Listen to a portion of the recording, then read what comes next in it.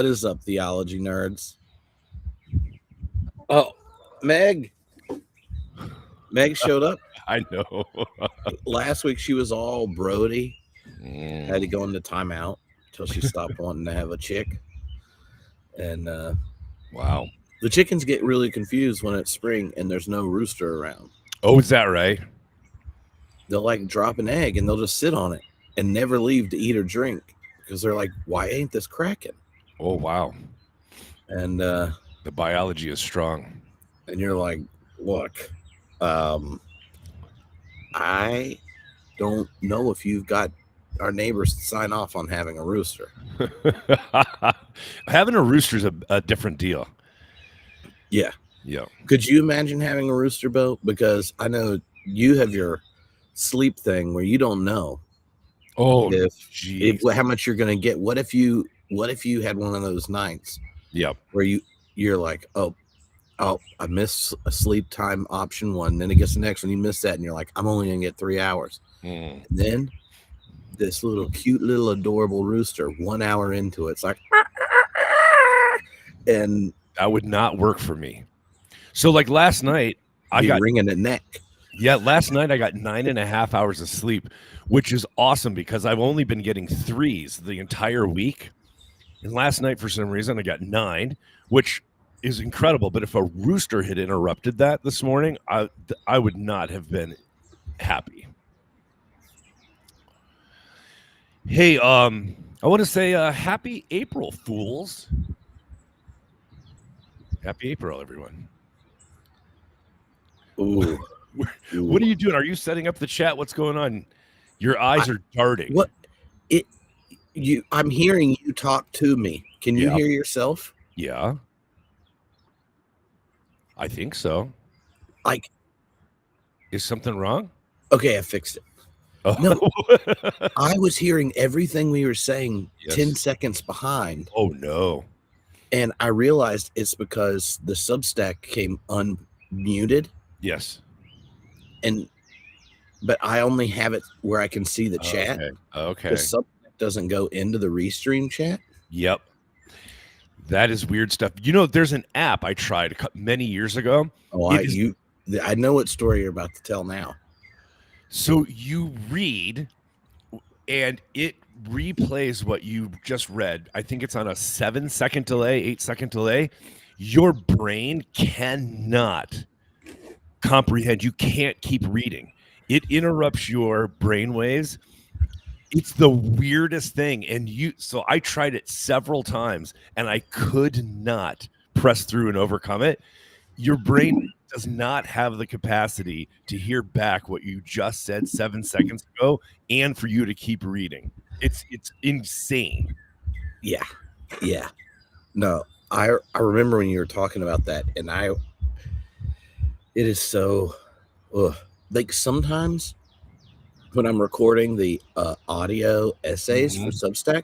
Yes. I decide that's really you reading those? Yeah. I thought it was AI. Other people have asked me this. I don't understand. I'm literally reading. No, I know. I know it's you. You have a very specific inflection when you are reading. It's very reflective. Well, and what's funny is, so like I make my outlines for them. Then I record myself doing them. Then I transcribe what I said, edit it to make it less nerdy. Yeah. And go like, oh, how would I do this if I was preaching?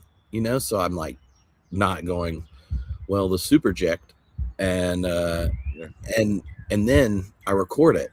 So I've noticed when I listen back to them, I can tell the parts that are 100% what I did when I was just looking at my outline of the ideas, and it's how Tripp naturally flows. Then there's junk.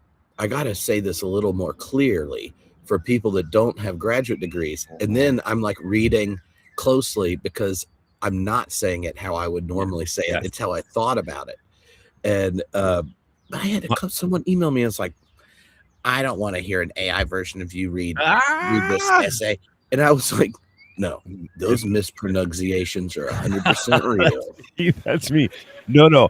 My favorite part of listening to the audio essays is when you say something that you think is clever, and there's a little rise.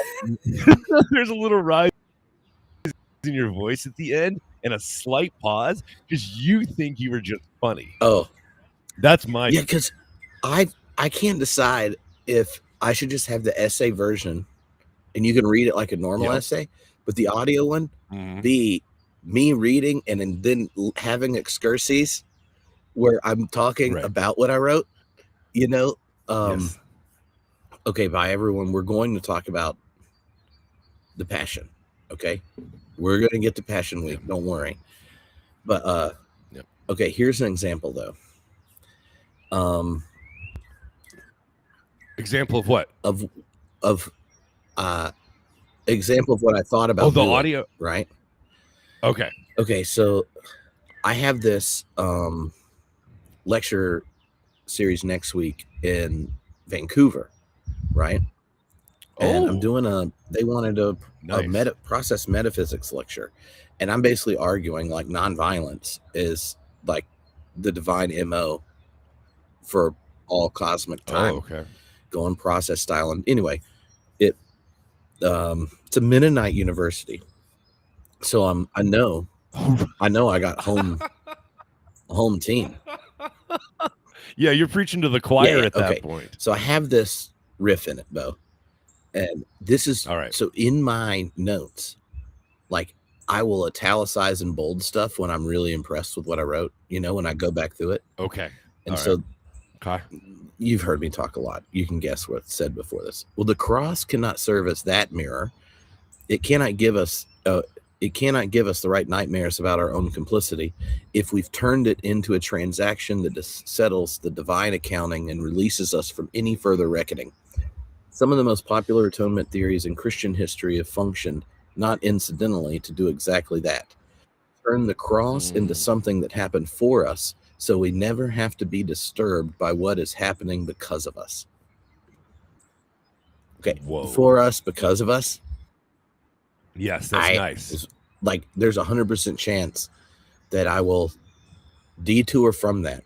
Tell everyone about how the Protestant insight gets leverage for ideological cover, right? The for us of Protestantism is about a universal valuation of the person. Once you release it from the universal valuation of the person, meaning release it from solidarity of all creation or world solidarity, because I've been using Whitehead in this, then the same statement for us, once it's no longer connected to world solidarity, becomes ideological cover for the exploitation of the other. And it's funny because the for us, see, this is a nerd line. Only someone that's like Luther's big insight, the for us, and now you're complaining about the for us precisely because it's not for us, and the us is all creation. But the moment it's not all creation, then it's ideological cover. Anyway, so people people are enjoying that insight and calling for the air horn. I don't know if you have access to the air horn. Can you hear it? See, I don't. I got this new fancy thing, and there's too many settings on it that I hear the air horn. No. Okay. Does it show up though on the audio track? Do you know? All right, this will be a test. When we listen back, we'll see if it shows up on the audio track. It'd be great if I turn off AI noise reduction, if then you hear it. No. But you know what'll be interesting is it's not important that I hear it, but it would be great if it was on the audio podcast. That'd be spectacular. Hey, by the way, I just want to say something funny that is becoming more pronounced. The contrast between your half of the screen and my half of the screen is really profound. For instance, it's 9 a.m. there. It's only 7 a.m. here. You're outside. I'm inside. You have beautiful weather. It's winter here. You get to indulge and imbibe. I'm inside a church building that I can't do that. You have chickens in the background. We're trying to get that homesteading marketplace. Okay, all right, the marketplace. All right, I get it. No, that's nice, man. I could get you a snow tent that you could use. You want one for Christmas? Yeah. Would it mean that you go outside during a podcast? Oh my gosh! Listen to this. Josh Patterson was making fun of my technology in the chat. I just want to say you had a big announcement the other night for Beer Camp when you tried to come on. It was super fun to watch, and I did try and join. I had one of those disastrous evenings. So I'll tell the quick background story because it was so out of control. Yeah, there you go. Theology Beer Camp. So long story short, my wife and I were washing because stuff has been in storage during the renovation. We were washing. We've picked up this collection of pottery from around the world in our travels. And it's like one of our most favorite things because you can display it on like bookshelves and it's just really nice. And we have all this handmade pottery from around the world. We were washing it on the back porch. And then we put it in a tub and my wife was carrying it inside. And our little dog was so excited that we were going back inside that she undercut my wife as she was going through the sliding glass door. They both crashed to the ground. My wife tries to save this tub of pottery, so she sacrifices her own body. And I've never seen her hit the ground that hard. So I'm caring for her. I'm getting her set up with ice and a foot bath and just her having her leg elevated and all that stuff. And I realize it's 6:57 and I have to get on this live stream. So I run out to the garage. I don't have time to set up my normal setup. So I'm in the dark, essentially. I looked like a shadow creature. My computer is not sitting on the thing that it normally sits on that provides airflow, so it's overheating. So I have to plug in my microphone and my speaker to it in a different way, and it doesn't work because it's giving feedback. And every time I try and log on to the live cast, both Tim and Sarah are like, "What is that sound?" It was a disaster. So I ended up watching the live stream that I was supposed to be a part of in the dark, in the garage, on mute. It stunk. Well, luckily at Theology Beer Camp, Josh Gilbert's in charge of a sound team, and we won't have that problem, though. Amen and amen. Yeah. All will be well, and every What's funny is like my setup like cleans audio before I hear it. So when like I have to remember to turn that off when we're setting up to see if yours is making noise, or I won't hear it. And the next thing I know, people in the chat are like, "What's that?" Blah blah blah. And my thing will automatically fix the audio of people I'm talking to, because like I record it, and then the setup when I'm recording interviews, it will finish uploading the data from the whoever I'm talking to. So I just need it clear enough to hear, and then I'll clean everything afterwards before it goes on the podcast. Wow. Stuff that all these people that are starting new podcasts, they're like, it's just so easy. Yeah. And I'm like, yeah, you're like a baby. 18 years ago? Now it is. Yeah. 18 years ago, people were like, you know what? Well, what if we get a group call-in phone number and we all record a group call, but we only have 30 minutes. We're going to call back for the second half of the podcast. Yeah, my favorite thing now is some of these technologies that record locally so that everybody's recording at their place, and then it assembles them online and then sends that to you, and it's so clean. It comes with timestamps and everything. It's wild. Yeah, see, the problem I have, though, is it now makes it so easy for people to edit and make things nice and neat that it just loses its authenticity.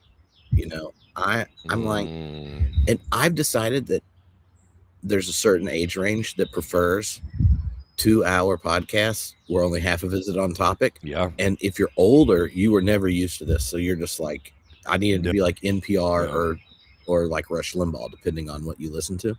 And then the younger ones are so used to stinking YouTube quick cuts. They're like, oh, let's get to whatever. But like millennials and Gen X are just like, no, this is the best part is blah blah blah. I've been listening to a lot of podcasts trying to explain the manosphere, and one of the things that is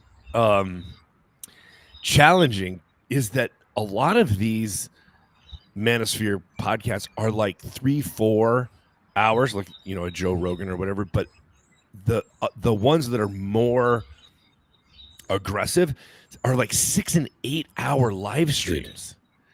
Dude. And it's just, how in the world can you, I just don't know, man. Well, the crazy is when people do that and they aren't making bank.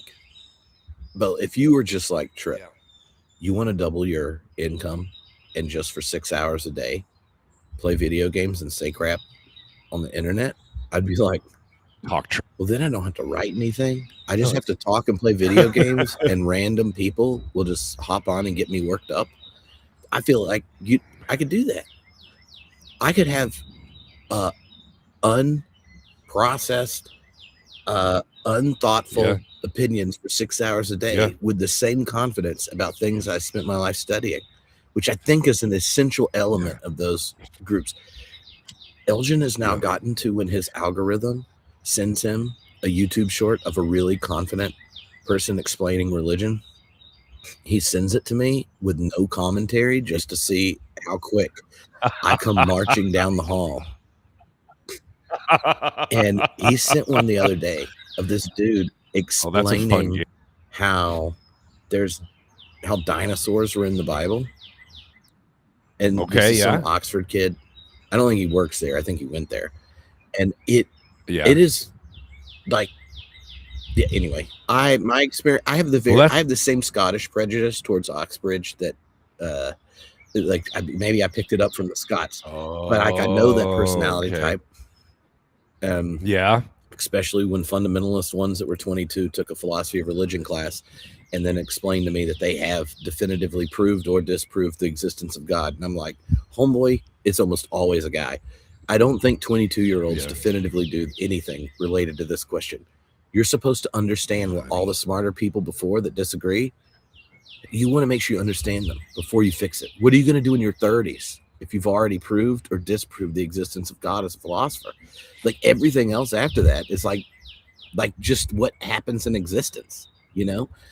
And one kid, I made a comment like that, and he goes, well, just because I know there's a God doesn't mean I have a theory for everything. And I was just like, okay, so I get this video, right? And I can't even get through the whole thing. And it's just short. The dinosaur video. Like, and Elgin was like, dude, I come in there, I was like, what is this? Like normally they're like entertaining, you know, or funny. And I'm like, no, there's no dinosaurs in the Bible. This is just not how it works. And he goes, I don't know, Dad. I've really been spending some time on his YouTube channel. Do you know about the Leviathan? And I was like, yes, Leviathan we do. Is an ancient Mesopotamian figure of the chaotic nature of creation and the mysteries under the deep. It's been a constant fascination of human beings until relatively recently. I mean, in the 18th century, they thought there were weird sea monsters and stuff. And that's really about the uncontrollability of nature and the way it has to show up symbolically in the human imagination. It has nothing to do with dinosaurs. It's not about dinosaurs. There's nothing about dinosaurs. Like there are dinosaurs in the ocean. It's called freaking sharks because they've been around a long time. Like, and he's like, I'm just saying there was also this one other beast in there. And also, well, then how would Job see the bones? I was like, Job did not see no bones. And he's trying to keep a straight face, and then he'll start laughing. Oh man, he's just messing with you? Oh my gosh, this is the best new game.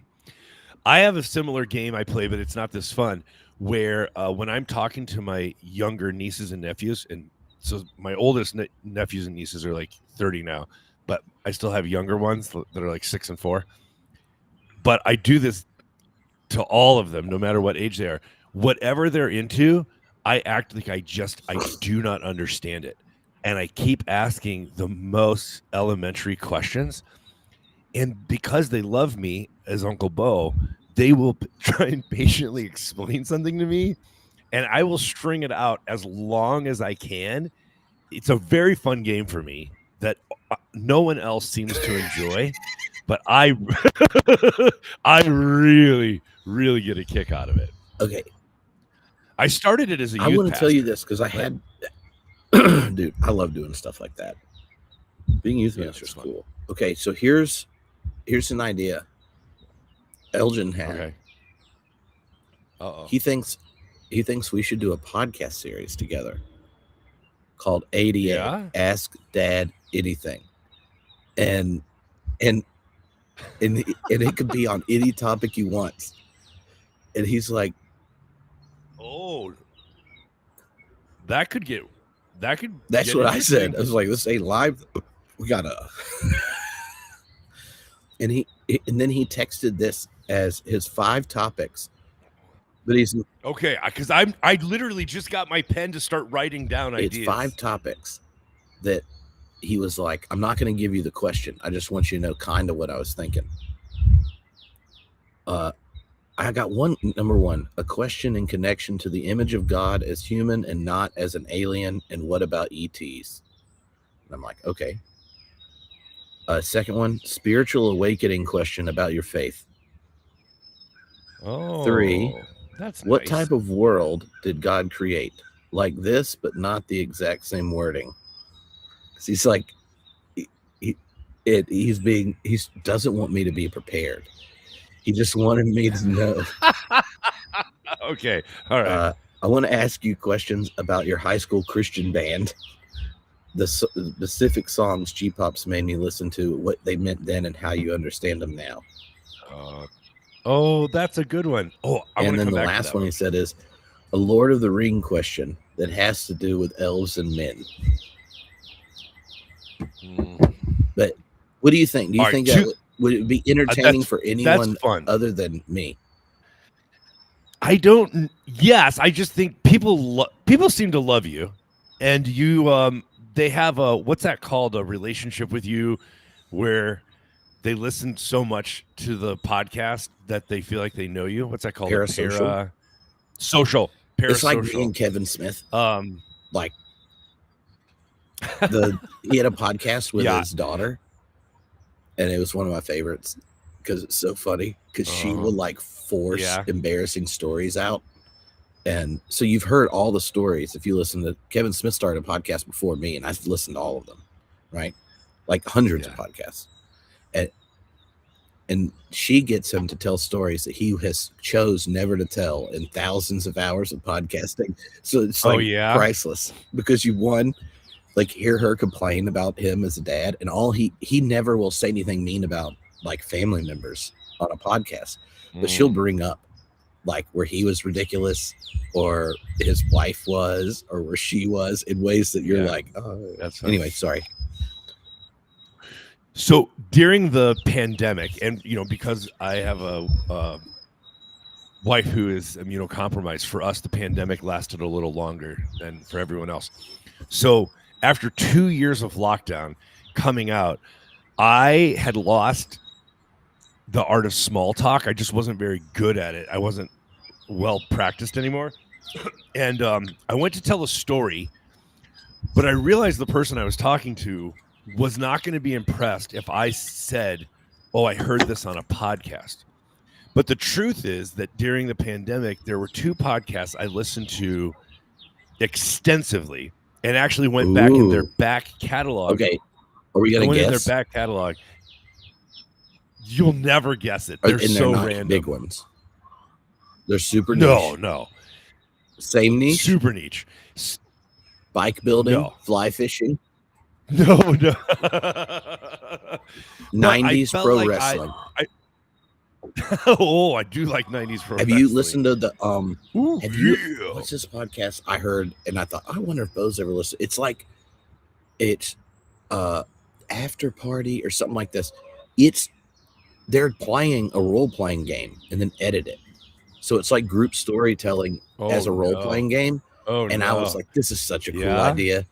And also, I was like, how do they have 5 friends that do this with them every week? What kind of arrangement are you in? Right. Do they understand that they've hit Yahtzee as a human? that you have 5 friends who yeah, want to play role-playing games with who you. would do this? We'll do it every week. And you monetized it into a podcast where you hang out with people for 3 hours a week and somebody edits it into like man. an enjoyable podcast. That's a dream. That's a dream. Yeah. No.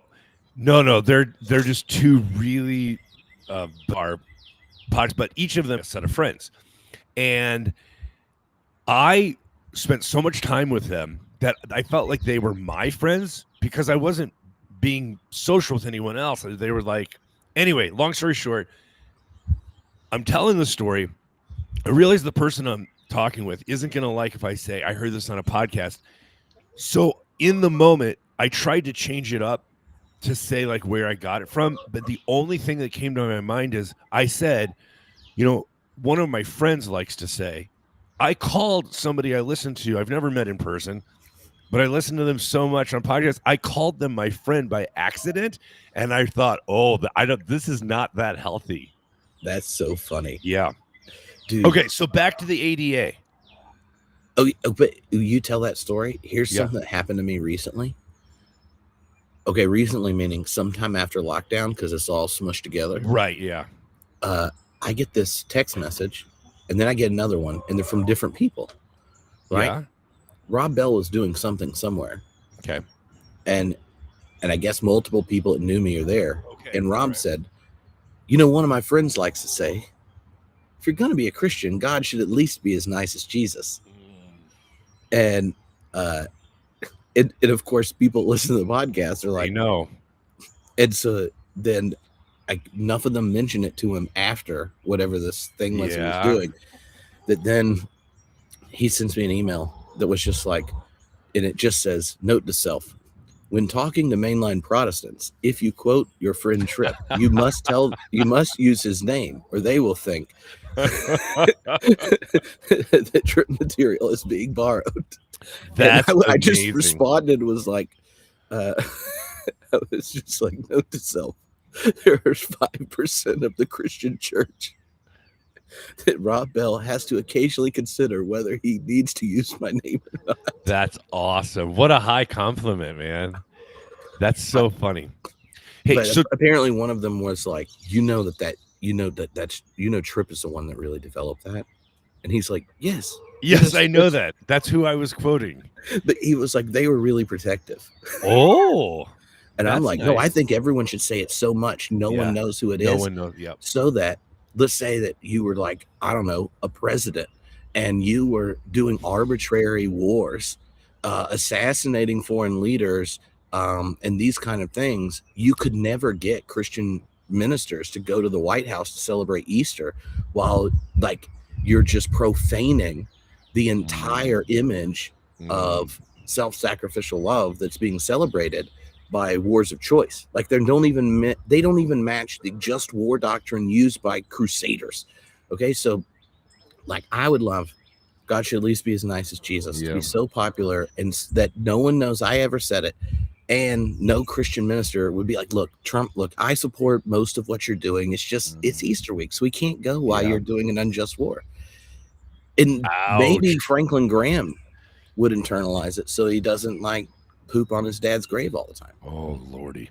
Listen, I can tell you're getting ready both to go talk to Mennonites and also going to Canada. Like I can feel you revving up. Oh, I'm getting ready. I'm just getting ready. I'm getting ready for Easter. So I want to go back to the ADA idea before we talk about Easter. So two things came to my mind. I love the idea. Oh, now you're pushing Billy's buttons there.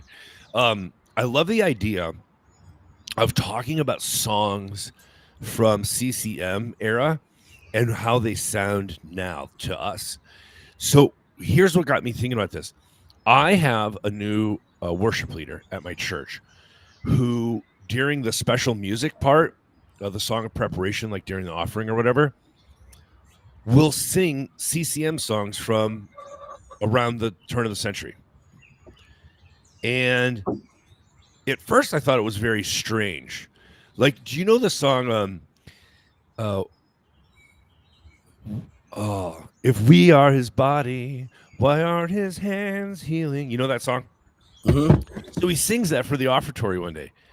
And I go up and I say to him, "Hey, I'm really enjoying you singing these on an acoustic guitar. But I think I'm the only person in the congregation who knows what the song is.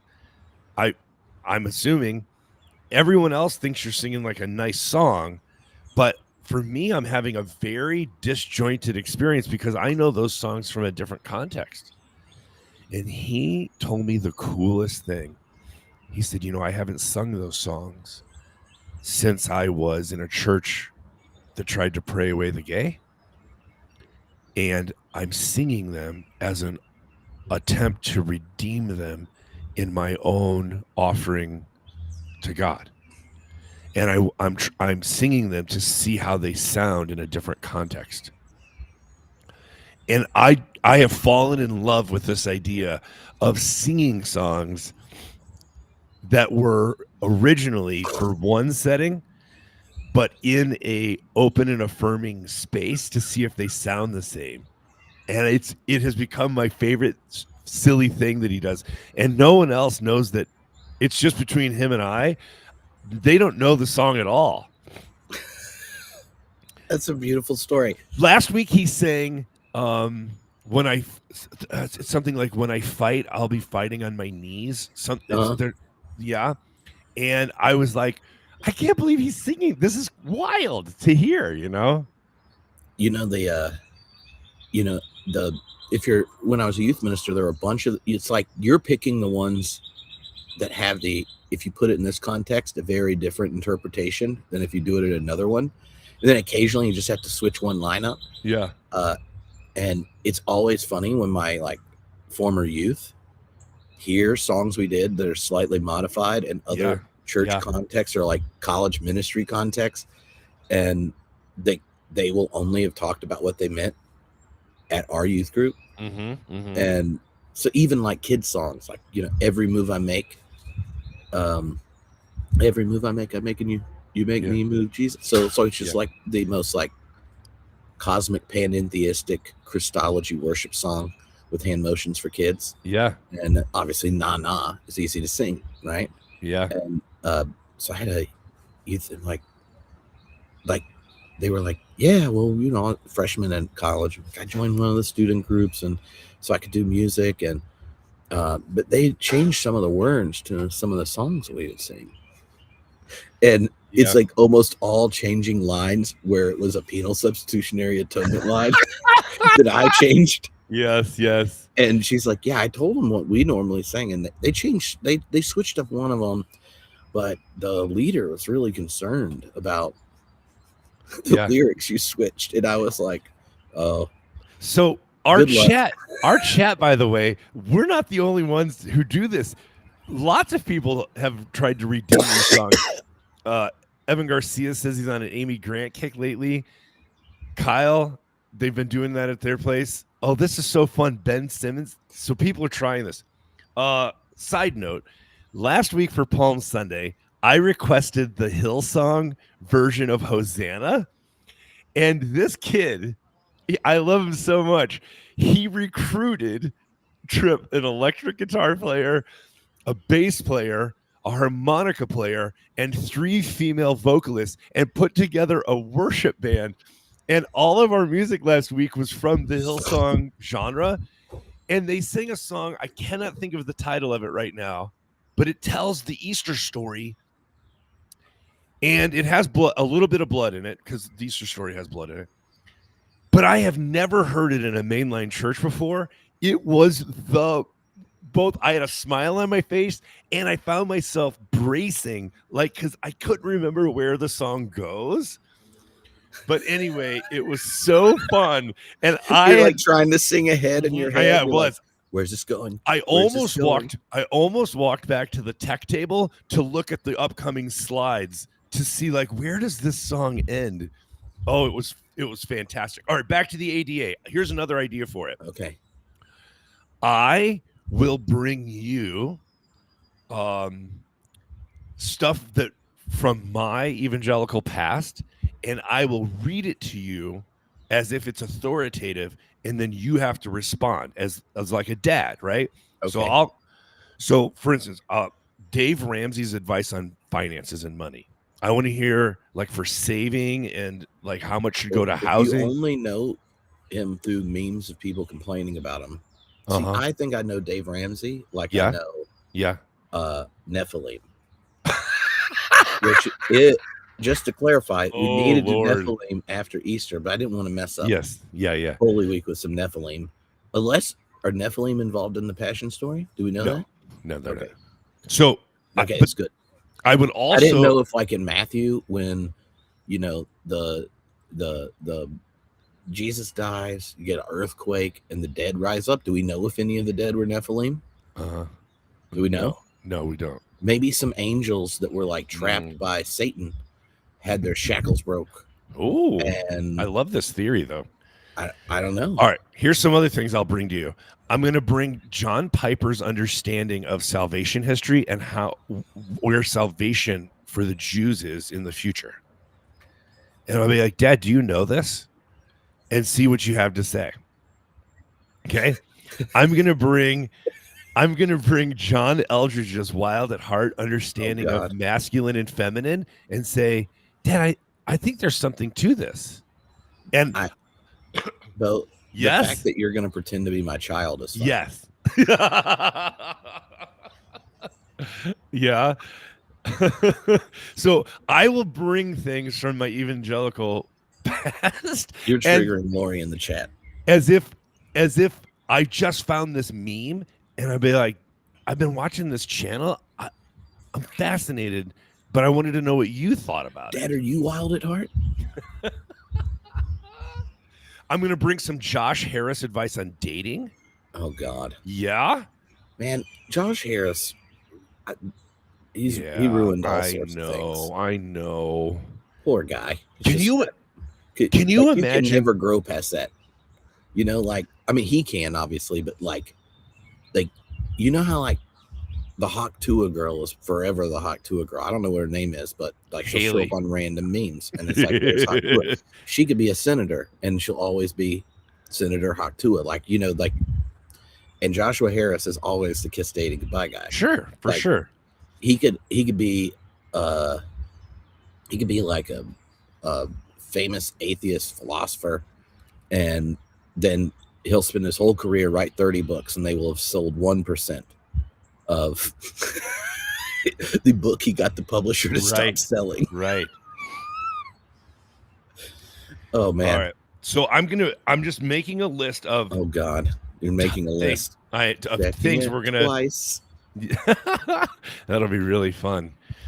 Oh, I love this idea because it would be fun to just present it in sort of a neutral way, and for you to have to be like, wait, that's not God's covenant relationship with the Jewish people. Okay. Yeah. Uh-huh.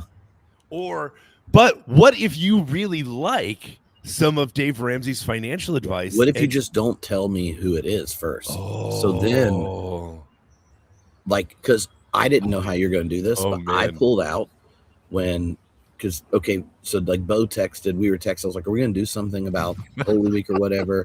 And I'm like pitching ideas, and he's just like, don't worry. I didn't say that. You're like, I have a plan. And so I'm like, all right. And no, I had an idea. Well, I had already thought through stuff, and I had ideas. And then I was like, oh, well, here's a couple. I could do this or this. And then you just seemed like you got it. So I was like, great. But one of the ideas I had was 8 different theologians, a quote where they say something about the resurrection. I was going to show them to you completely out of context. And see if you could identify who did it. Oh, that'd be so difficult. Because they're also weird phrases. They're like weird things that even some of them are like, this isn't what you know this person for. Okay, all right. And anyway, doesn't matter. That's not what we're doing. But yeah. I wonder if I have any of them sitting in this list. I wonder if my camera would have an easier time focusing if I turned on my LED lights. I don't know. I'm gonna try it in a second. What if it's just protecting the rest of us from your handsome face? Thanks for saying that. You know, the only other person who said I had a handsome face was my mom. My mom thought I had a handsome face. Okay, here's one, Bo. You're about to set up what we're doing.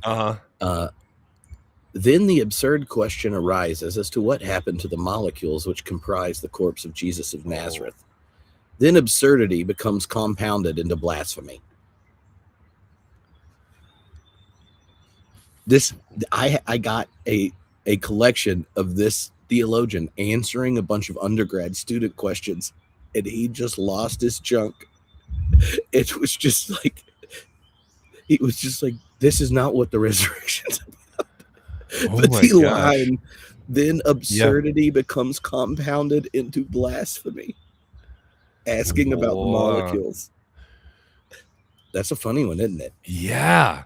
And I can't tell if it, I mean, the two people who come to my mind are, I would guess, Bart or who was our friend at Big Tent? Passed away. Oh, I just lost his name. Marcus Borg. Marcus Borg. Marcus, I'm gonna go with Marcus Borg. No, it was Paul Tillich. Yeah. So the fact that the apostles so exclusively call themselves witnesses to his resurrection is at the same time a confession of the weakness still afflicting their faith. Oh my gosh. I have no idea, but that's a fascinating. Schleiermacher. Read that again. That was wild. The fact the apostles so exclusively call themselves witnesses to his resurrection is at the same time a confession of the weakness still afflicting their faith. So a little bit later, he says, the disciples recognize the Son of God in him without suspecting anything about his resurrection and ascension. And we can say the same for ourselves as well, right? Like the recognition of Jesus as the Son of God is not dependent upon this. But then after the crucifixion, then he's like, if y'all already knew it in the Gospels before, why after his death are you like, well, I don't know yet. I got to blah, blah, blah, blah, blah. He's like, you already had the experience of seeing Jesus as the Christ, which is what all people, I guess, after the ascension have. He's like, you get what everyone else has. And then now look at you running around being like, wow, we're witnesses to it. And he's like, they're weak. Huh. Schleiermacher said that. That's so interesting. There are few theologians today who believe the resurrection actually happened. But here's the thing. I need to know if that's by a person who is really into the resurrection, or if they're saying, hey, just so I can pull back the curtain. Hardly any of us believe this. It was Reinhold Niebuhr when after Billy Graham wrote this piece in the New York Times before he was doing something when he was coming to do his crusade in New York, and apparently his sermon went on this whole thing trying to prove the literal resurrection. He's like, serious theologians don't do this. And he goes on to explain the tomb narratives come much later. Paul has an encounter with the risen Christ that other people next to him don't experience. Paul argues in the authentic Pauline letters, it's like a Christophany of a spiritual body, to confound the Christophanies with the empty tomb narratives, say that they're talking about the same thing, and you have to affirm them all historically. Misses the entire point of the gospel narratives are putting in making theology into narrative. But if you just combine the two, then you falsify both of them, and you get hung up on. Holy cow! And he's just like, Billy Graham should take an intro to New Testament class, more or less. Wow. Why that's so interesting is when it comes to our Christmas narratives, you can so clearly see the quilt being made. You see where the cuts are and how they get pasted together, especially the Lucan account versus the Matthew account. You can definitely see how the quilt was made. I think the Easter stories are more difficult to do it unless you've done it with the Christmas stories. So for me, or maybe that's just my experience. Yeah. But But for me, once I learned the pattern of the narrative construction, it became a little easier to see it in the Passion Week. Yeah. But the truth is, when I didn't know that there was a quilt that made up the Christmas story, I could not see the pattern at all in the Easter story. For me, they had been laminated together. It was just one entity.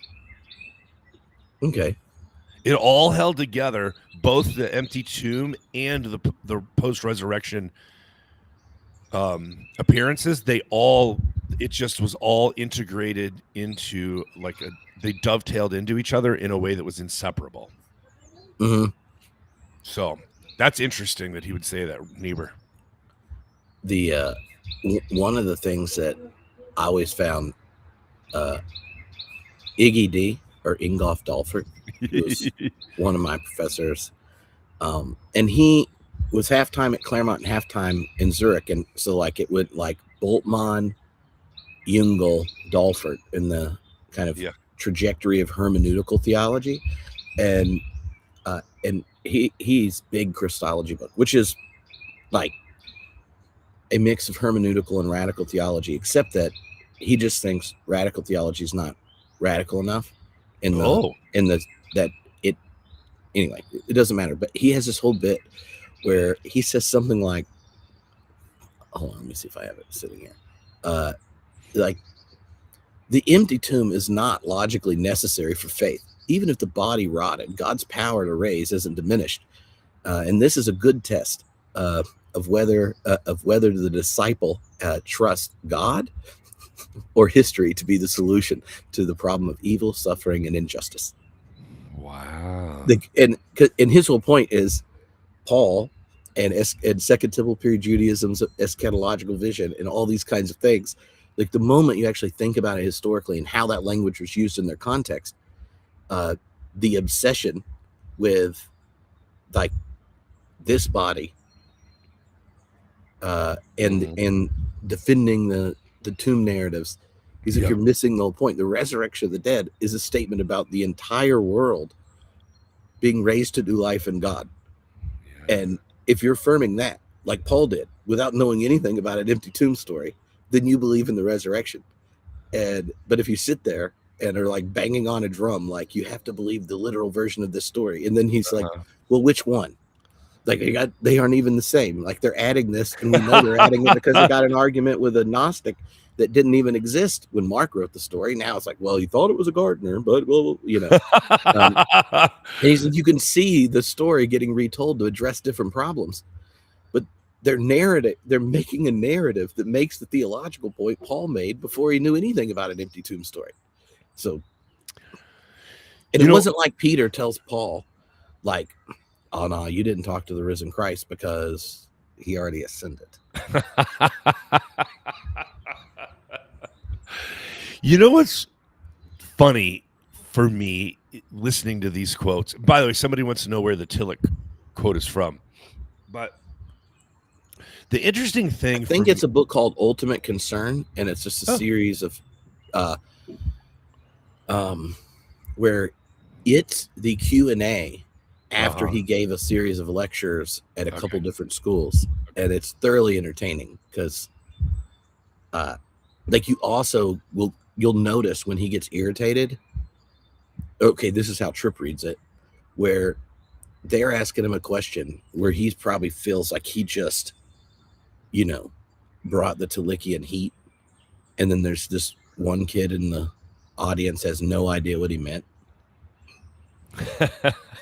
And they ask a question, and then you can see like the super nerdy kids that are using his thought mostly correctly. Yeah. And then he's giving like these really kind, generous interpretations, but then you can see him subtly making sure they know what he means. Okay. Or they'll ask some off the wall question to which he's just like, 9. I find it very it's one of those places where my image of his personality, I use that.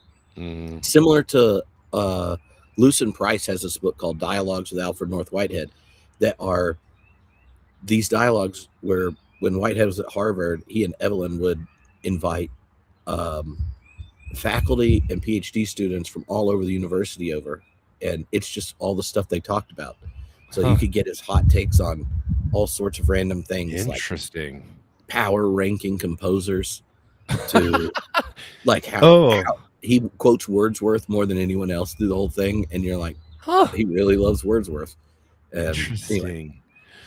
So, one of the things that's interesting for me, in every time we come around to Easter in the liturgical calendar, is it's very humbling for me, who grew up not just evangelical but evangelistic, where I studied apologetics, whether it was Josh McDowell's Evidence That Demands a Verdict or Ravi Zacharias, and right, like, we were really into proving the literal resurrection. Mhm. And by that we meant the physical resurrection. When we said literal, we meant physical. Then then I went in 2008, 9, and 10. I was in seminary and I did the Intro to New Testament, and that was all fine. It was only when I got into a doctoral program that I encountered people who thought so differently and so much in a bigger picture than I had ever encountered before. So, like Wolfhard Pannenberg's, is it Jesus, God, and Man? Oh yeah. Yeah. And Oh, this is dangerous. You could lead to an excursus where we never get to your plan. I told you I don't have a plan. I have an idea. Okay. Okay. So when I encountered Pannenberg for the first time, it was like, what is this? This person has thought so deeply, and it was such a huge volume, that I was like, what have I stumbled into? Like, there is this depth of thought, both historically and philosophically, that, as an evangelical, you quote a Bible verse, and Len Sweet likes to say versification is verification, right, in the evangelical world. So if you have a verse and that proves your point, you don't need to provide anything else. So, like, when I encountered somebody like, obviously I love Tillich, but it was Pannenberg that I was like,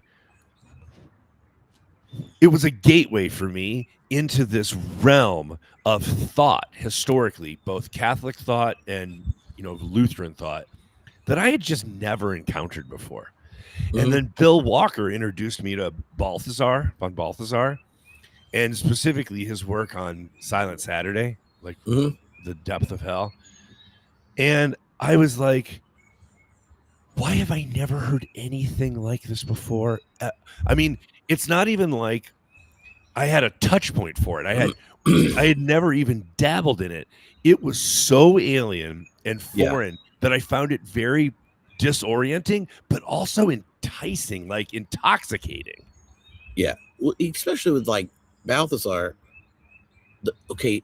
It does really ruin your recruitment plan if on Holy Saturday Jesus emptied out hell, right? Like, you're like, oh, what was he doing on Saturday? I emptied out hell. Jesus was just like, this is ridiculous. I'm pulling everybody out.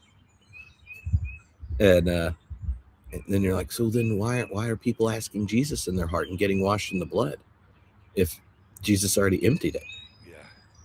Like, are you saying that there's something about the extravagant wideness of God's mercy and love that could lead one to be so compelled that love shapes their own life and way of being in the world? Yeah. Like, without an external threat? Possibly. But Balthasar is very beautiful. I love his theodrama series. Well, your camera's going off and on. I'm trying to move it closer to see if it'll stop autofocusing. Oh. If it's like right on. I don't know. All right. Maybe you don't find it distracting, but when I'm out of focus, I'm always like, why is this thing just has a mind of its own and just keeps. Oh, there it is. Oh, There it is, baby. Good or bad, I'm in focus now. Good or bad. For better or worse, there we are. Now, both of our little gray Our sides are gray. just featured. You can see our gray. Oh, I like to man. call it alt blonde. By the way, can I just say that there's a character I want to invent for you. It's a combination between Dan McClellan and you know how he answers biblical scholarship stuff. Do you know who I'm talking about? Come on. Oh, okay. Yeah. Elgin has shared his. Okay. I want to invent a character that's a combination between Dan McClellan and a hipster millennial who's already over it. Like, we had that conversation 20 years ago, and you're just done with it. Meg just showed back up. What's up, Meg? She's a pretty bird, man. She is. She's like, this fool didn't set the equipment up early enough to give me snacks. Uh-oh. I'm just reminding you. So anyway, I'm going to work on this character because I think it would be really fun if you theologically were like Dan McClellan, where you just answered everything and anything anybody sent in, but like in a really, I mean, he's just like, this is dumb. There is no scholarship for this. Oh, okay. I get what you're saying. Yeah. Okay, well, you add that to your list of things we'll try. All right, I'm writing it down. You're going to give me a prompt. My sheet is filling up quickly here. Okay, well, I know. Well, you got a whole sheet on the Nephilim, just like what Lori wanted in the chat. She said more Nephilim. We could call the episode Nephil Yes.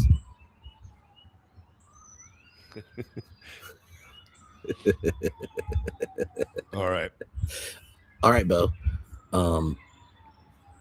Let's see here. Can I tell my idea? We're at almost an hour. Should we get started? Yeah. Well, like part of it is like just reproducing the patient waiting of the disciples. That's what we're working on. Are the sirens at your place? Oh, okay. All right, I'm going to go ahead with the idea, okay? I'm wondering if we work our way backwards from, let's call it Monday, the post-resurrection appearances, how they would change our understanding if we started on Monday of then what happens on Sunday in the empty tomb stories.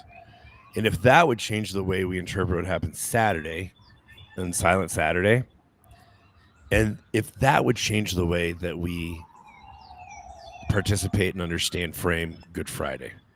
So that was my idea, is if we work our way backwards theologically, would it change anything about the way we understand the previous day's narrative? Mm-hmm. Are you up for it? Now, admittedly, between the busy week that we have here for Holy Week and trying to get the new community center up and running and fixing bikes for our Memorial Day giveaway, I have not had a lot of time to flesh this out. So we're going to be doing this in real time. Well, I definitely organized thoughts by days when you said this. Good. So that's all I got. We'll see how this works. Let's start on Monday. Right. Theologically, I'm curious. When you think about the resurrection, the post-resurrection appearances, theologically, what do you think's going on there that most people either miss or have never been presented? Is there something in there that you know of, right? Like when we get to Saturday, I'll talk about Balthazar. Is there something available to us theologically about the resurrection experiences that most people either don't know about or haven't encountered? Yeah. Okay. This is the one thing I always talk about when this comes up in class, is that there's literally no description of the resurrection moment in any gospel. All proclamation of the resurrection is about its consequences, be it Paul's, right? Like there's no No, his body's shaking. He encounters the risen Christ. And in all the gospel stories, from the oldest one in Mark, where they get scared when they encounter the risen Christ and don't tell anyone. He's like, tell the disciples to meet me in Galilee, where it started. And to even in Matthew, Luke, and John, like in John, you get him having fish and going through walls and hanging out, feed my sheep 3 times to Peter. But all the resurrection stories, the way what was so worth showing up in that narrative was the consequences of it. And I find it fascinatingly frustrating the amount of energy that Christians spend not talking about the consequences of it. Oh my gosh. But trying to understand the mechanism. Like, think of how little we know about the mechanisms of the actual natural world. We know more than any human being has ever known at any point. And we know we have a hard time actually explaining it or having accounts of how things work that are internally consistent to the other accounts we can give to things that work. Like we are like the most brilliant as our species has been at understanding the natural world. And we know, well, these descriptions don't all line up internally if you try to line them up, even though they work predictively. So like the gospel stories, both the narratives and in Paul, is not about the mechanisms. It is a description of the consequences of the resurrection. And I think when we switch it, the consequences are about what the resurrection says about God, not what it says about Jesus. The resurrection of the dead in Jewish thought comes as it is a demand that if there's one good God of creation and history testifies against that one good God's goodness and justice, what is the solution? And the apocalyptic hope, right, was this kind of intervention, resetting it. Then you get the resurrection of the dead, which comes out of that, but it's modified. Why? Because Jesus is raised, but we don't have like a theology of the individual that's so cool they just ascend up and are awesome. That's not Jewish. That's Roman. We have the resurrection of the dead. So Paul says what? It's first fruits. Or in the Gospels, it is all the resurrection narratives, regardless of how they are working up, theological debates about bodies or soul or the criticisms from other communities that you can track when you look at how all 4 Gospels use the narrative to address theological questions of their time and context. But all of them are, what does this mean for the disciples? Because the disciples now find that what should have died cross dead, the vision of Abba, the kingdom of God, the hope for a just and loving world, all those kinds of things find new life in a community that calls itself the body of Christ. You're baptized into it, you're nourished on it, like all this kind of thing. And so to me, one of the things we often miss about the empty tomb or the appearances is that the execution resurrection connection is about God's counter verdict to civilization's verdict on Jesus. Oh man, I'm digging Paul this. calls it the mystery of God, right? Yeah. Where he keeps using the phrase the mystery of God, and the mystery of God is like, why did Jesus show up here? Yeah. Proclaim this. Yes. And die cross dead. Yes. Like, what's up with that? The mystery. The mystery is the revelation of the world's future in God, right? Like that the resurrection is like us proclaiming the resurrection is an orientation of us as followers of Jesus and the community to give ourselves to the to the very reality God has put on the horizon of all people. And so then it sets up how you read those the tomb stories so different, right? So when you get Jesus saying, tell the disciples to meet me in Galilee. Okay. Well, what happens in Galilee, right? The resurrection happens, and where does it break loose? It goes to the part of the area most exploited by Rome. You get, anyway, there's like he's going to where it started, where the ministry finds traction.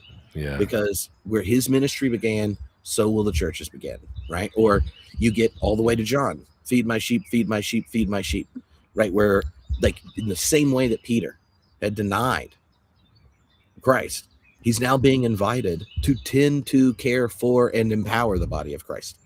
It's the consequences of it. Mm-hmm. And think of like this. It's like Jesus talks about the problem of power and money all the time, and then Christians get obsessed with sex. Mm-hmm. Mm-hmm. Does it mean there's nothing ethical to think through around sex? No. But if you just become obsessed with it, then you're missing the big problem about power, violence, money. And so I think we often do that with the Easter stories by getting obsessed with the how of it. Yes. Tripp, this is already better than I thought it would be. Honestly, this is what I was hoping for. So here's the thing. 2 reflections. The first is, this is why I hate penal substitutionary atonement. Not for the theory. I'm okay with the theory. Like, if it turned out to be true, I'd be like, well, that's pretty shitty, but whatever. I mean, if that's how it works, it's not the theory I have a problem with. It's the consequences of it, because it seems like the least important.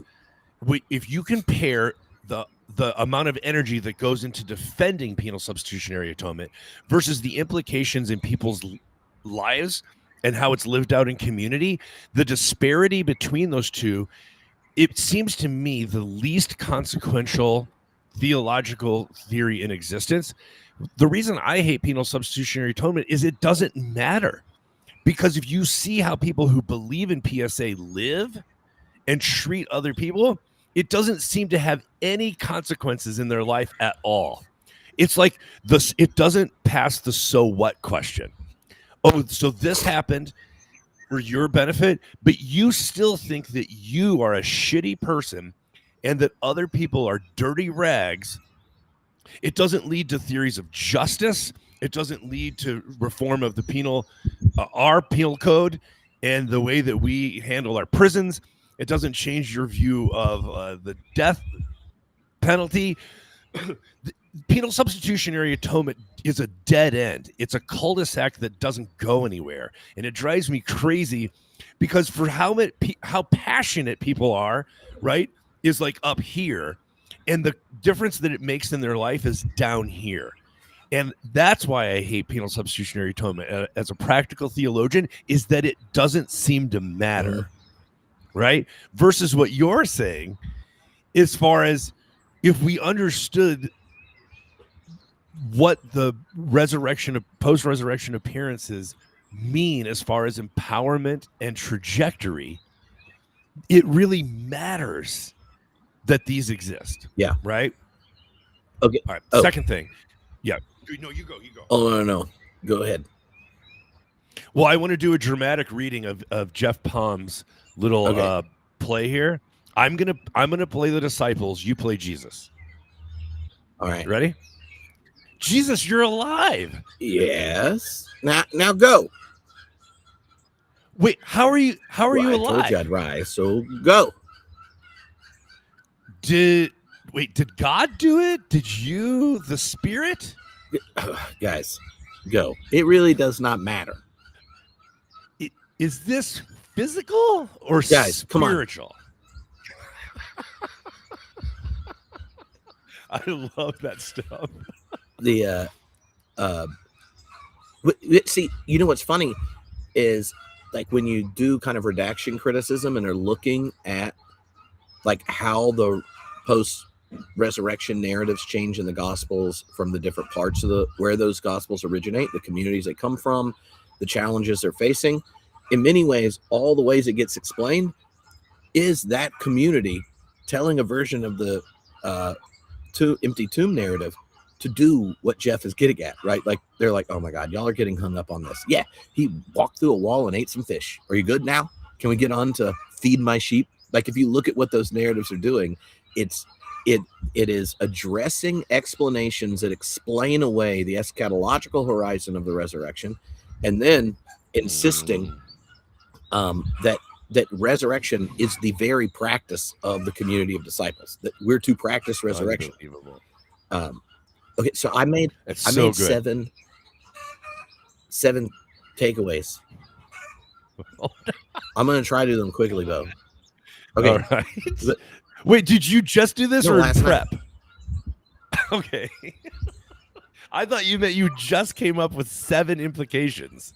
No. Okay, number one, then the first thing Passion Week and the whole story demands of contemporary Christians is unflinching self-examination. The cross is not some like instrument of cosmic transaction satisfying God's wrath. It's primarily a mirror that reveals what human civilization does to people who practice the nonviolent resistance of Christ in an unjust order. And so, you got to like think about that. It means that we're to ask ourselves in our own time, where are crosses being built in our world, and are we building them or bearing them, right? That's like how it functions as a mirror. Second, it makes you ask the question of God's vision for the world or civilization or violence or power or perverse thing. Like, is peace established through violent victory or through distributive justice? Jesus is like on the second. We currently... Is Pete Hegseth right? And he's wrong. Then you have to think about, when you're doing these stories, we have to be attentive to the way in which they've been leveraged for anti-Jewish means in certain contexts, and then thought through in ways that are anti-Semitic through the history of the church. And so, God forgive us. Or another way you misuse the passion narratives are like some habits of poor atonement theories are actually means for colonized Christianity to resist the revolutionary power of Jesus' story, right? Like we have to think through the misuse of the narratives.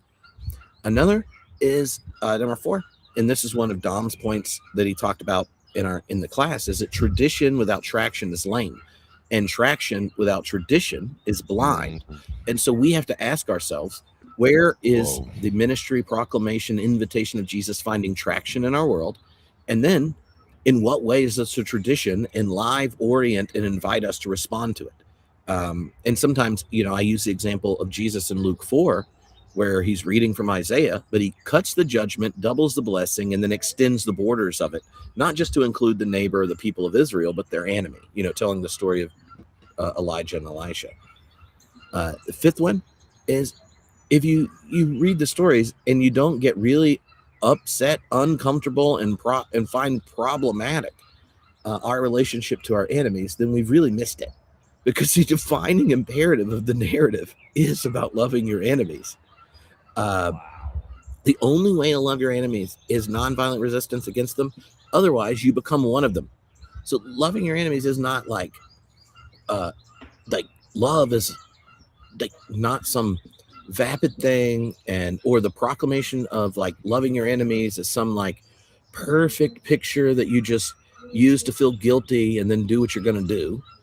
It's not a command even to love everyone, right? It's not a like all lives matter statement. It's a statement that is directed towards a problematic site. Love your enemies.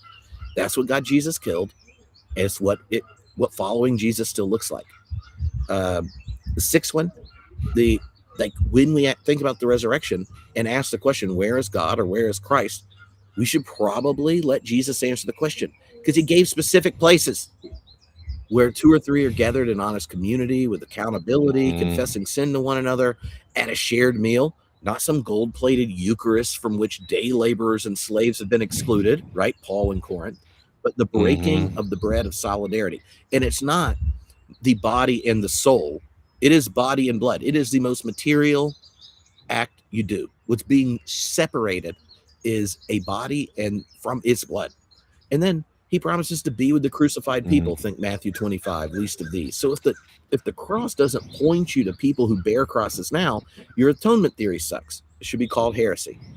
And I think the last one, when you think about our world today and the eschatological context of it, then we have to ask, like,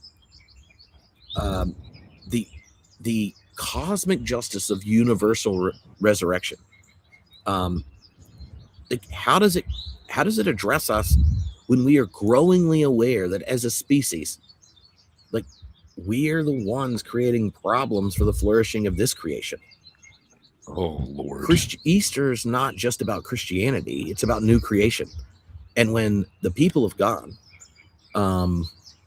are like as deeply committed to patterns of relation that generate climate change, collapse biodiversity, generate weapons of mass destruction, like enhancing tribalist visions, whether it's xenophobic, Islamophobic, anyway, go through all that. Then it's like the whole Passion Week is about counter violence. But it is not counter violence by becoming violent. It's nonviolent resistance, solidarity with the crucified, an invitation to participate in new creation. And so to me, there's like all these elements, if we're thinking back through the story, they're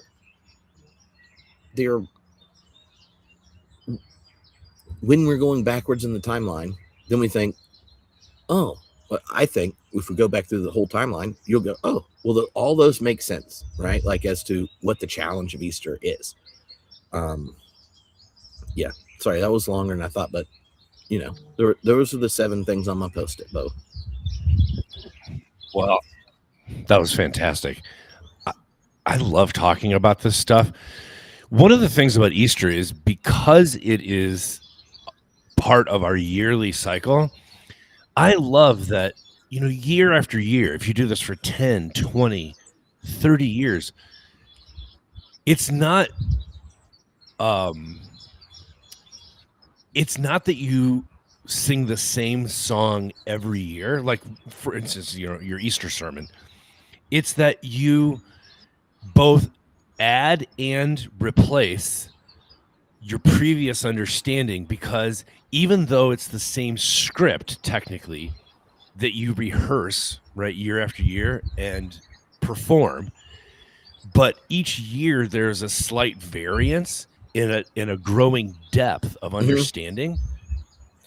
And because it's going to come up again next year, you want to make sure that you do it well this year so that you have the fullness and you come to deeper understanding.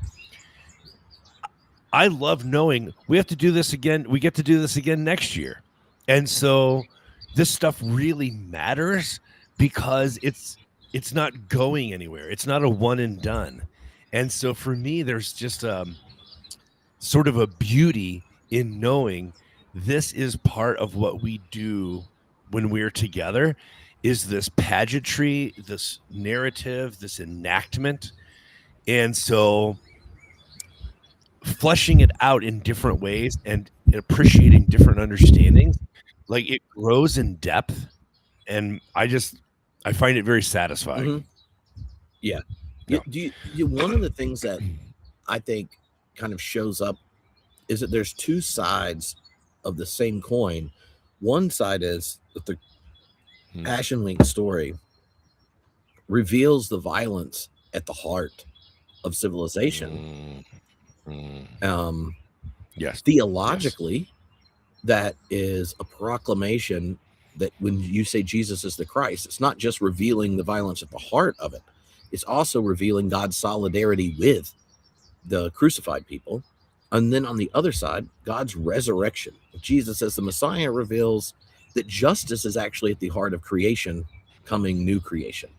And that God's response to this is not just the resurrection of Jesus and a promise to all creation.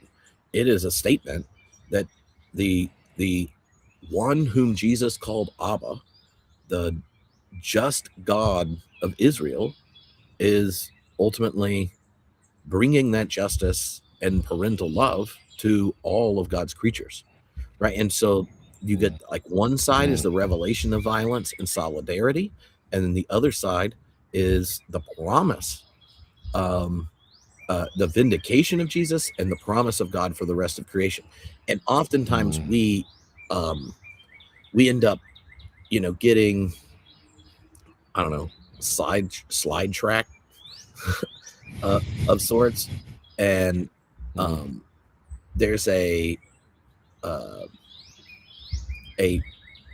me, it's one of those, if you don't pay attention to the fullness of it, then you can narrow one side of the coin to be the necessary narrative material to then get to something rather insignificant and small.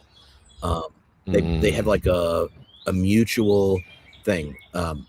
When you tell me if this helps. So like every disagreement when people argue about the resurrection is downstream of two tensions. One, like if you're thinking of the vertical and up and down, is like up here is like rescues matter, physical body, history, cosmos, redeemed. Down at the bottom is like where the resurrection seen as transcending matter, where it's spiritual, universal, beyond physical constraints. And most understandings exist somewhere in that dimension. And then the horizontal side is like, oh, the crucifixion, resurrection is something that happened to Jesus, right? So we're going to talk about the concrete, historical, blah, blah, blah. Or it happens in believers, right? Where there's this existential encounter or a paradigm shift or whatnot. And you like, if you made 4 quadrants of it, you can usually locate different theories in it. And I think the difficulty, or one of the gifts, like you said, of going every year you redo it, is that, yeah, there are beautiful insights that only come by like dwelling in different quadrants. But the kind of surplus of meaning and such at the heart of the resurrection is like saying all 4, right? That it happened to Jesus and happens in us. That it is a rescue of the material, like beyond what finite creation as is has, and it transcends it. And so like there's like all those two tensions. And you can even map the different gospels in different quadrants, or Paul and such. So like and I think that it is helpful, right? The whole cyclical retelling, because they're different dimensions. Like why? Okay, the earliest liturgy we have for Easter is the church getting up at sunrise and announcing it to all of the rest of creation before you say anything about human beings, right? If you miss that part, then you're going to be sitting there and you're going to be like, oh, well, it happens, happens in believer too much, right? So it's just about human beings and probably the individual. And then, it happens and it's just primarily something more spiritual beyond the physical constraints. Well, if you do that, then this whole other quadrant where the earliest liturgy we have, which you're announcing into some freaking dolphins and stuff first, gets left out. You're like, why would we do that? Right. But if you only talked about it in that one big sense, then there are those intimately personal things of the way in which so many people bear the shame of having been sinned against, that they never experience that they have a brother in Christ who is not just a brother with them, but is the revelation of a God with and for them, right? And then it gets intimate in a different way. So to me, holding those tensions and moving through them in different ways, you start to see the recourse line, like the surplus of meaning in the narrative. Yes. Oh, now you're preaching. I like that. You know what it reminds me of is birthday cake. So, every year, you're going to bake the same, if you use the same recipe and you bake this birthday cake and you look forward to it so much, right? And you know all the ingredients, but the way that it comes together is so beautiful, right? And delicious and, right, celebratory. And for me, even if, let's say, I decided to add just a little bit of vanilla extract to the frosting, right, to just change it up a little bit, there's something like really novel about that, but it helps you to appreciate what this thing is every year. But what you can't do, and what I experience a lot of people do, is they eat last year's cake, right? No, you have to bake it again. You have to assemble it again. You need to go through the chemistry, the chemical reaction again of the baking. It is the act of putting it together, reenacting it, telling the story that makes it beautiful. If you just eat last year's cake, it's stale, my man, But that's what like when people don't explore the depth, whether it's in Catholic understanding or in a different tradition than theirs, the thought that has gone into the implications and applications of this story, it really is just dry and stale. And I find it nearly inconsequential in the way most people live. But for those who go through the process of putting the different pieces together and taking the time to mix them up and bake them and assemble them and let them rise, they take on new life and new depth and new understanding and have actual implications and applications in faith, in community. So that's my birthday cake analogy. Okay. And it also is like anytime you can connect carbohydrates, fats, and sugar, it's more Christ is risen. It's more like the dough daddy. Am I right? Amen. Okay, let's go backwards a little bit. All right. You said there is no narrative about the actual resurrection, right? In what happens inside that sealed tomb. Yeah. That is one of the most interesting absences for as important as Christians and thus Christianity has said that this story is. It is told out of a negativa, an absence, right? A negative, the absence of any account of the actual chemical, physical, biological, anything. Yeah, you're like, the most important event of them all is only described in its effects, its results, its consequences, and not the moment itself. That's fascinating.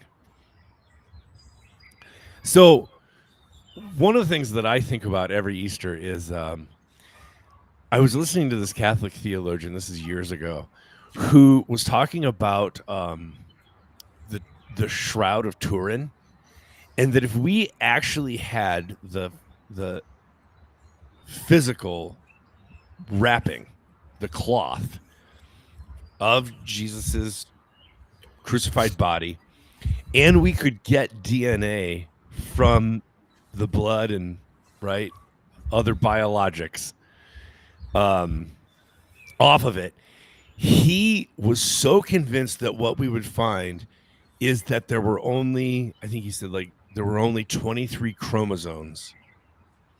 If we did an analysis of Jesus's DNA, that it would be all Mary DNA, and there would be no Joseph DNA, no Roman soldier DNA, no other DNA, no masculine, no, right? It would just be the chromosomes from Mary. And I think about, it inspires me because somebody who believes something so deeply that they're convinced that the science would back their historical narrative it makes me smile. I love that somebody believes something so deeply, but it also helps me to understand that there are things going on in people's minds and in their hearts that I have no access to. And for me, that empty tomb is so full of people's assumptions and hopes and fears that even though we call it the empty tomb, how it plays out as a narrative is actually full of assumptions and applications and implications. So that's what I think of when I think of Sunday morning. Well, Bo, I know it's not very deep. No. The other thing I would just add to this is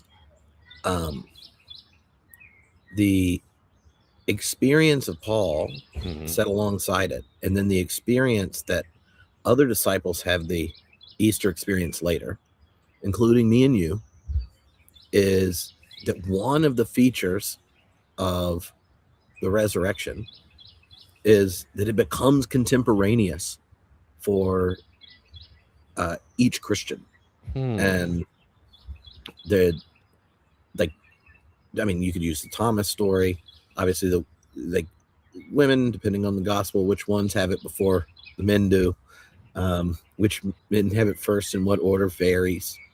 Paul is like, yeah, I encountered the risen Christ, and there are the other 500 over there that did. And yet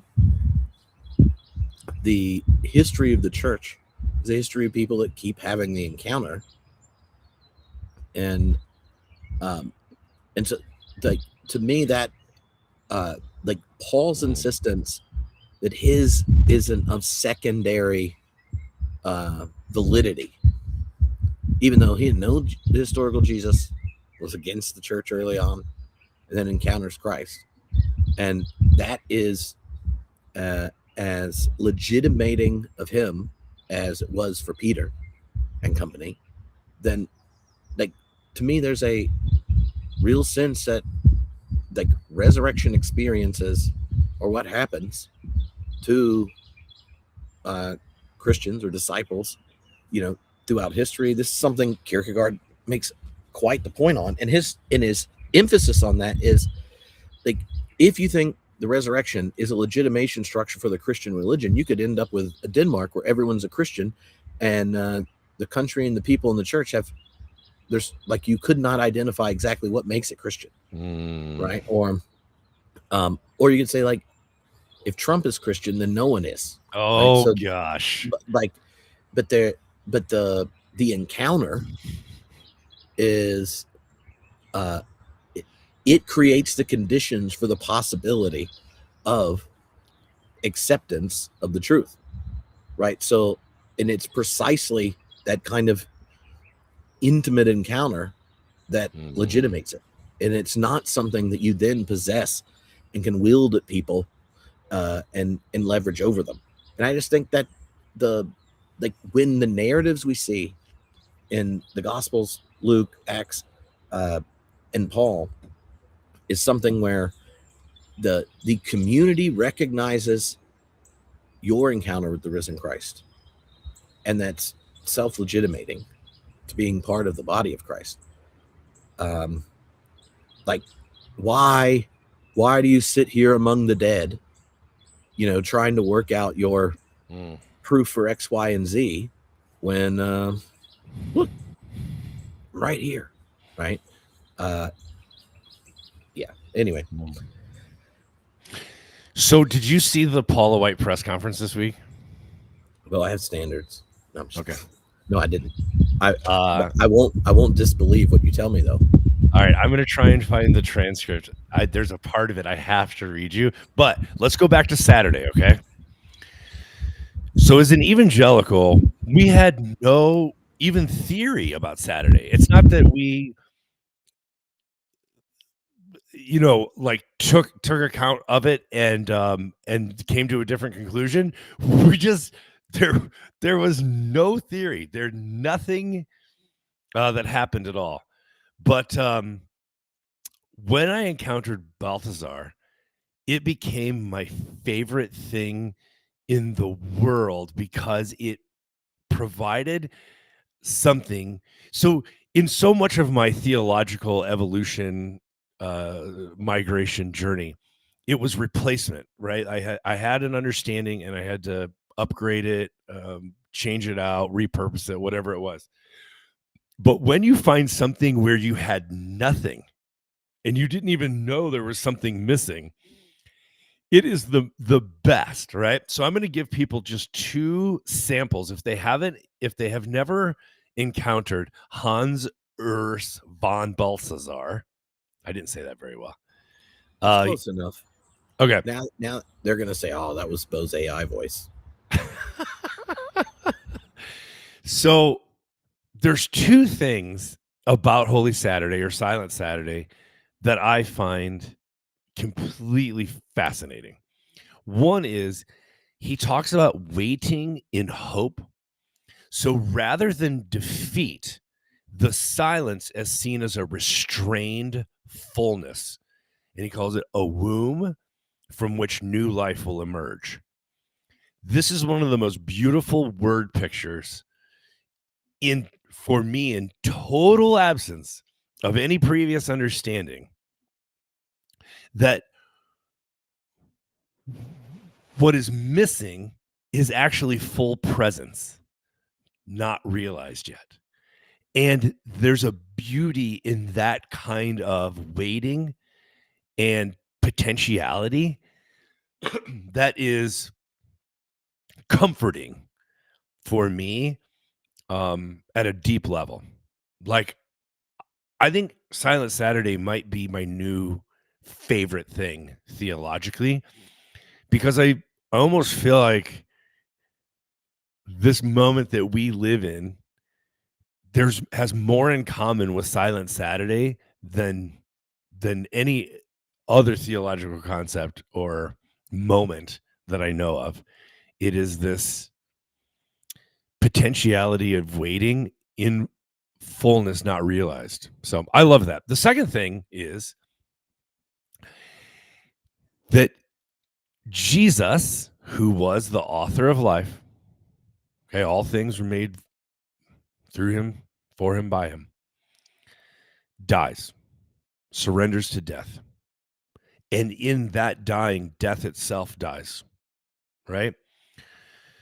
So on Silent Saturday, we have somebody who has gone before us in death and in suffering. And one of the implications that comes out of this line of thought is that we have an advocate who knows our suffering and the depth of death more than we will ever experience. You will never find someone more dead than Jesus.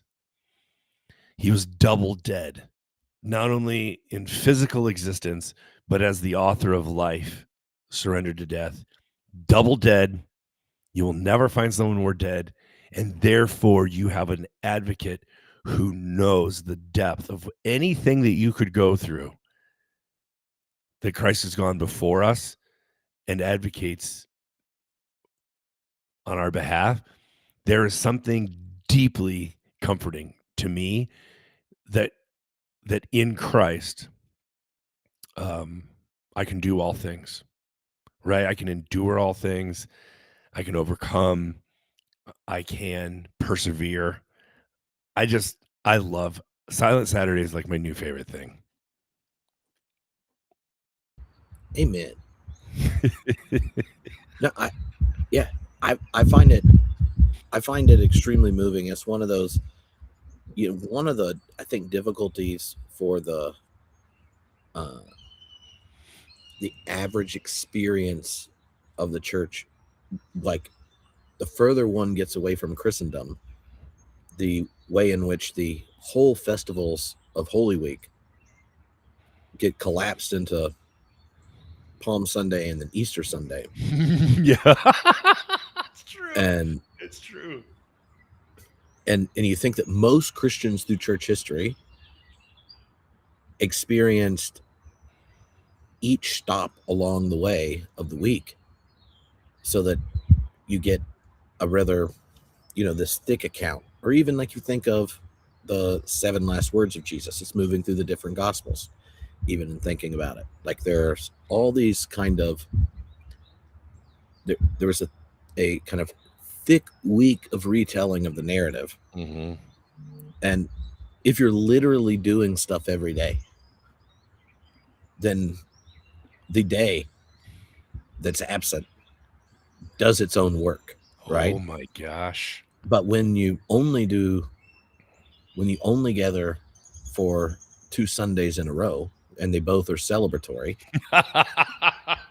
the absence you've experienced is the same absence you experience every week, assuming you even manage to go every week, right? So one of the challenges, I think, for the church going forward is, when you live in a multi-religious context and in a post-religious context, like, what does it mean to enable or equip a deep participation in the full narrative? Because, like, when there's stuff that goes on all week long, and then so good, there's silence, Yes. And then you show up when the sun shows up Yes. on Sunday. There's a whole, like, what was that silence? The whole liturgy asks you to go, WTF, why is this the one day we're not doing anything, right? Yes. And if you leave the Friday night Tenenbury service in silence, as is the tradition, then you don't say anything again until Sunday morning when you assemble pre-dawn. Right. It's pretty powerful. So and here's the bit about it. And I've tried articulating it a few times when I do sunrise services, right? Where I just retell what it was like for most Christians in church history to do this, right? Like where you tell the week. And then say, what does it mean if the first words we spoke are in this darkness? And how many of us can think of times in this year where the only thing that could occupy our response to God is silence, because we don't know, and we do feel alone, and we do feel abandoned, or we're seeing people we love and care for harmed, or we're seeing the cries of injustice. And like when we think about the silence of the last day, the silence of all those who've been sinned against and feel abandoned, are not in silence alone. There's one who is the very source of all things, who keeps that silence with them. And so when we proclaim he is risen, and everyone, sunlight, he's risen indeed, that's what allows us to speak again of God. Because we don't speak and shout it over the silence of injustice or over the silence of shame that you carry because people have harmed you, or over your own guilt and complicity in things. It comes out of the very space where that most sacred of silence was God's silence. Because the Son died, cross, dead. And when he shows up for us, for the mystics throughout the history of the church, to his disciples, he still carries the scars. So there's something about resurrection that the very truth of it means that the problems, pain, suffering, and injustice isn't resolved and forgotten. It's actually transformed and internalized. Because if the resurrected one bears the scars, then we know those scars actually find a place in the heart of God. You know, and so I love this. To me, that's like, I'm like, okay, maybe it's not true, but it should be. Wow. And you're going to spend your finitude oriented towards some story. It could be the nation story, the market story. It could be a flaccid, individualist, divine escape plan version of Christianity, or it could be the one where even God rested in silence, internalizing, cooperating, and having deep solidarity with the brokenness of all things. And that solidarity marks Christ's body into the life of God. And so all of you and all of our neighbors and all of our enemies and the scars and pain they bear, they're actually part of what's being resurrected. Not being forgotten, not being erased, but cherished. Because sin, law, death have become subject to the Son. The Son to the Father, so that the God who is love is all in all. So all that is identifiable, the promise of the resurrection, will come to be identified within the very divine life of the one who is love. And Paul's like, I believe in the resurrection of the dead. And then just imagine how shitty a response it is. Be like, yeah, but Paul believe in the empty tomb. I mean, he doesn't talk about it. And he thinks that it's Christophany that gets three different accounts. And sometimes you hear him, sometimes you see him, and sometimes blah, blah, blah, blah, blah. I just want to understand the mechanism of this, Bo. And you're just sitting there going like, that's what you're worried about? You're worried about that. That's what you're hung up on. What do you think is being denied, repressed, or avoided when you do that? What about the way in which you've harmed, scarred, and pained others? What about the way in which you don't think the holy love of God could dwell in your own pain, scars, and harm? Like, Holy Saturday is like creation having a giant exhale and dwelling in its utter brokenness, its bondage. And then God's like, let's breathe. Echoing all the way back to the first breath, the very breath of, the Hebrew imagination is every one of our breaths comes from a gift of God. That's freaking awesome. And then I just get so irritated where I'm like, that's what it's about. Like, if you need to think Matthew's version's literal and some zombies rolled around in Jerusalem, sure, go for it. But don't think because you came up with your sweet apologetics about Matthew zombies that should ultimately distract us from this. Yeah. So I quote Pete Rollins on this subject more than any other. And this is like a Silent Saturday, a Holy Saturday thing. His work off of Jacques Lacan in the experience of absence and the absence of experience, it strikes me so much on Saturday. So I always use the analogy, you and I can be at a coffee shop. You're at one table at one end, I'm at a table at the other end. I'm waiting for a friend, but you don't know that. And my friend hasn't texted to let me know that they're running late. I am experiencing their absence. But you're having the absence of that experience because you don't know. So to an outside observer, it looks like we are at the same place doing the same thing at the same time, and we're having the exact same experience, but we're not. Right. And this happens in churches. So when we sing It Is Well With My Soul, I think of my father's memorial, and I hear my mom singing it when I was a child as she was learning piano. In our trailer, we got a piano, and my mom took piano lessons, and I hear her voice, and I am experiencing their absence.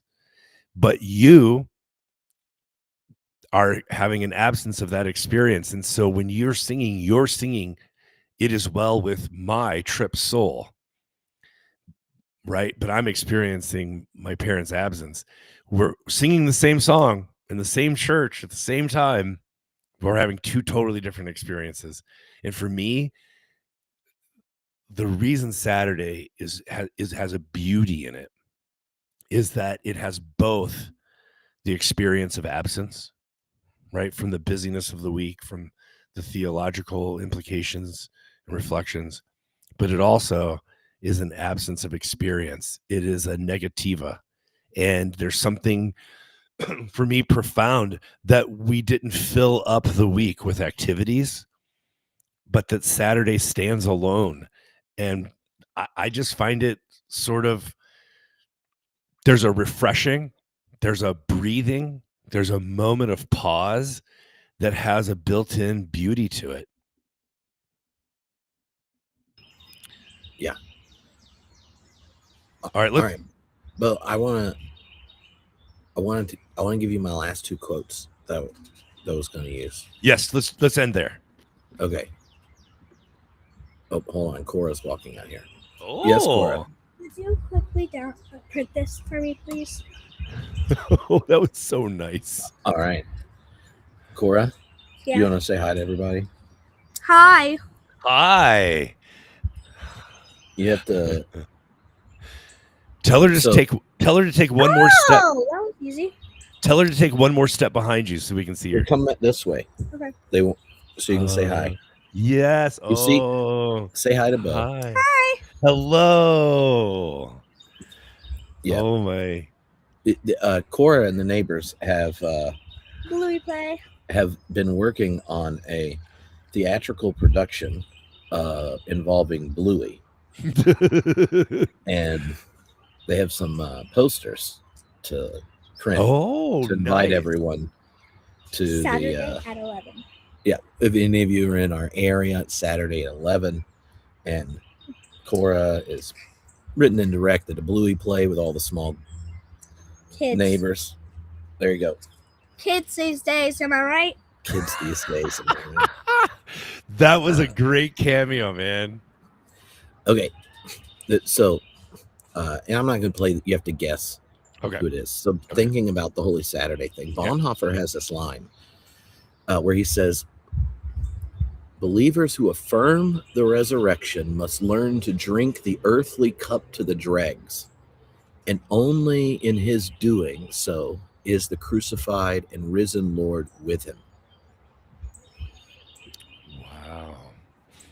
Like that the presence of the crucified one involves participation in the passion. And the last one is Elgin Frank Tupper. Can I say something first? Oh, yeah. I just want to say, bingo. We almost made it through an entire episode without Bonhoeffer being invoked, but that fills out my TNT bingo card. Okay. Well, don't worry. I only got one more chapter in the Bonhoeffer book to finish the first draft. After that, you probably won't hear about it until it comes out. All right.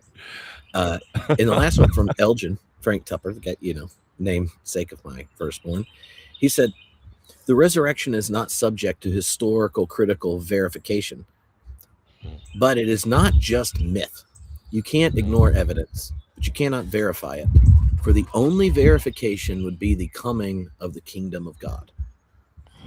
And so he says that to practice resurrection is us choosing to trust and enact that the one whom Jesus called Abba is indeed the future of all creation.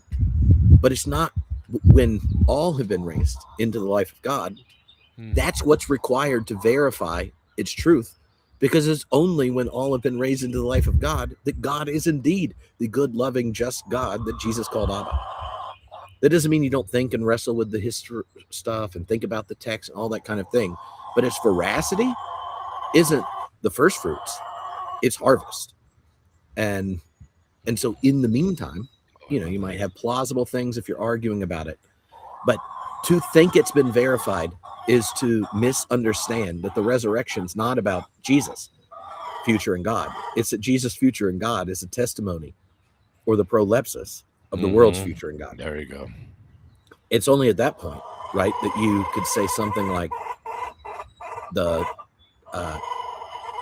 at the name of Jesus, every knee shall bow and tongue confess to the glory of God the Father, right? Which the Cappadocians are like, yeah, universal salvation.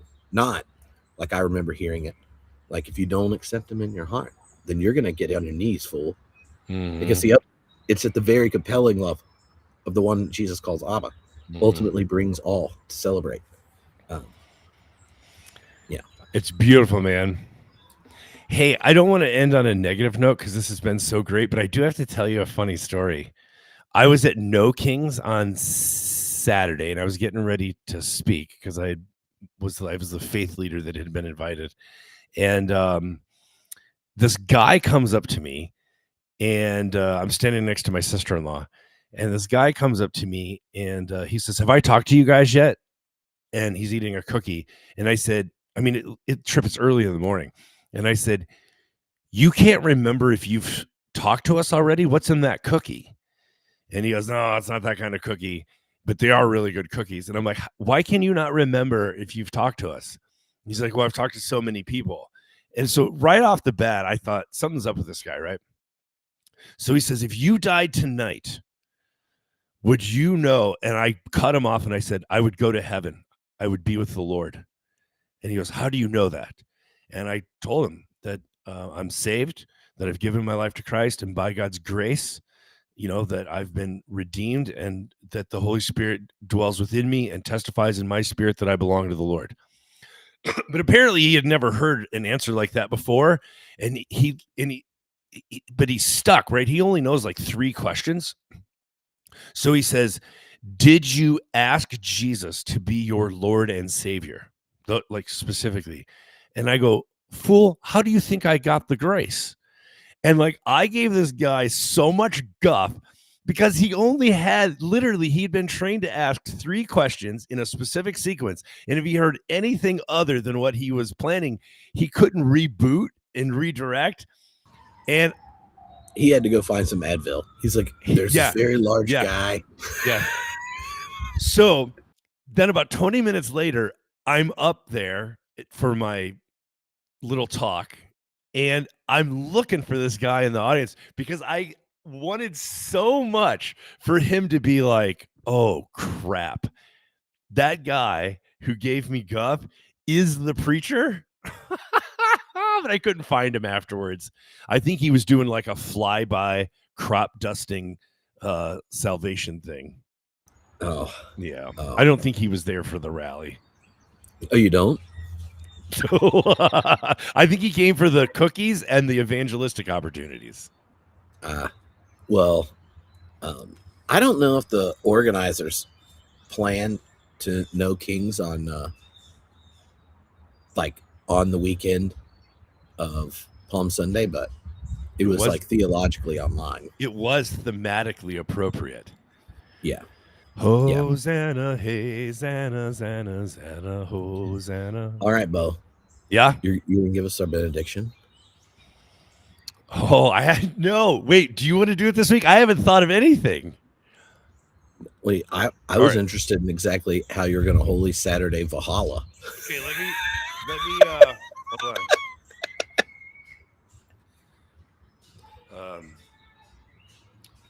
I find this very amusing.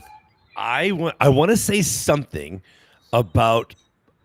Have you heard about this Pike diplomacy? Have you heard Pike diplomacy? No. So what they're calling our current administration's approach, both in Venezuela and in Iran, put a head on a pike. Put a head on a pike, right? Yeah. All right.